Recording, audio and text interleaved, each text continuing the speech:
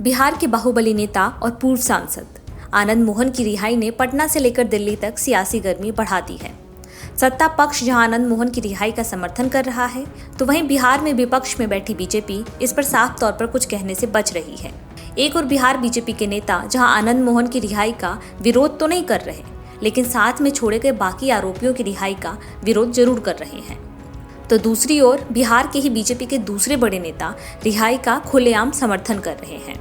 आनंद मोहन की रिहाई को लेकर बीजेपी के अंदर ही अलग अलग नेताओं के सुर कैसे बदले हुए नजर आ रहे हैं, पहले ये सुन लीजिए।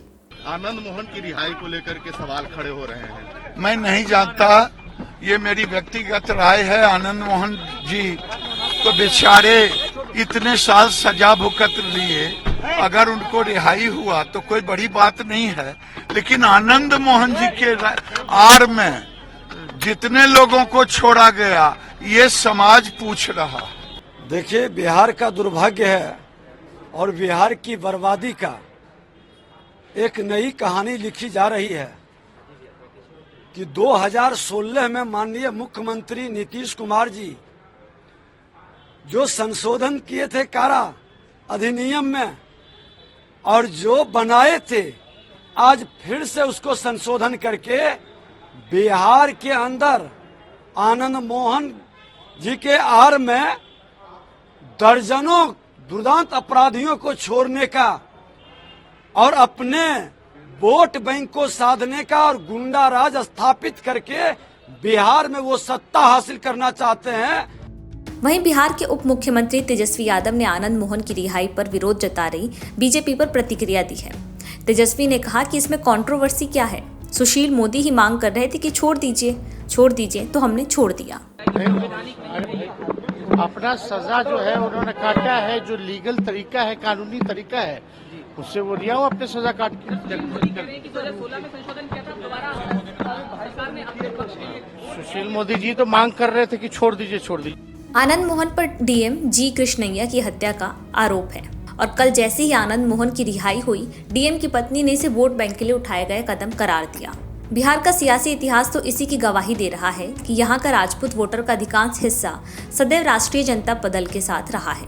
हाँ, कुछ सीटें और उम्मीदवारों को ध्यान में रखते हुए इस जाति के लोग बीजेपी को भी वोट देते हैं। इसके अलावा राजपूतों की आरजेडी में MY समीकरण के साथ इसलिए भी जुगलबंदी रही है क्योंकि बीजेपी और कांग्रेस में पहले से ही ब्राह्मण और भूमियारों ने अपनी पैठ बना ली थी। आरजेडी ने भी इस जाति के नेताओं को खास तवज्जो दिया है। रघुवंश प्रसाद सिंह, जगदंदानंद सिंह सरीखे नेता इसके उदाहरण रहे हैं। बिहार में ऐसी कम ही सीटें हैं जहां राजपूत और यादवों के बीच सीधी टक्कर हो, इसलिए भी उन्हें आरजेडी के साथ जाने में कोई परहेज नहीं रहा है। हालांकि राजपूतों ने हमेशा नीतीश कुमार से परहेज किया है। बिहार की इस ताज़ा सियासी घटनाक्रम को नीतीश कुमार और आरजेडी के साथ सवर्णों में पैठ बनाने की कोशिश के तौर पर देखा जा रहा है। ये ऐसे मौके पर हो रहा है जब बिहार में जातीय जनगणना भी जारी है, जिसका सवर्णों में व्यापक विरोध है। आनंद मोहन को भले ही राजपूत समुदाय अपना नेता नहीं मानता हो, लेकिन उसके प्रति एक सहानुभूति जरूर है। वह 1990 में पहली बार महिषी सीट से जनता दल के टिकट पर विधायक चुने गए थे। इसी दौरान उन्होंने मंडल कमीशन का विरोध भी किया था। इसके कारण राजपूतों में उनकी पैठ बनती गई। बिहार की सियासत को नजदीक से जानने वाले एक्सपर्ट्स का मानना है कि लोकसभा चुनाव में योगी आदित्यनाथ जैसे राजपूतों के उभरते हुए नेता के कारण बीजेपी को भले ही वोट मिल जाए, लेकिन विधानसभा में राजपूत अपना समर्थन आरजेडी को देंगे। हालांकि उन्होंने ये भी कहा कि सीट और कैंडिडेट देखकर बीजेपी को भी कुछ वोट इस जाति से मिल सकते हैं। इसलिए चुनाव से ठीक पहले आनंद मोहन की रिहाई को लेकर बीजेपी के नेता ना तो खुलकर विरोध कर पा रहे हैं, ना ही खुलकर समर्थन कर पा रहे हैं।